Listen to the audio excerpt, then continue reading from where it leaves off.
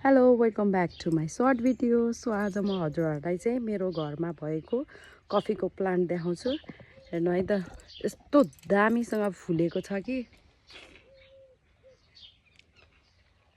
कुनै हाँगा छैन होला के, खाली यस्तो क्युटसँग फुल्छ माथिसम्म नै के। अझ मैले लास्ट टाइम चाहिँ ट्रिम पनि गर्दै आएको के यो यस्तै।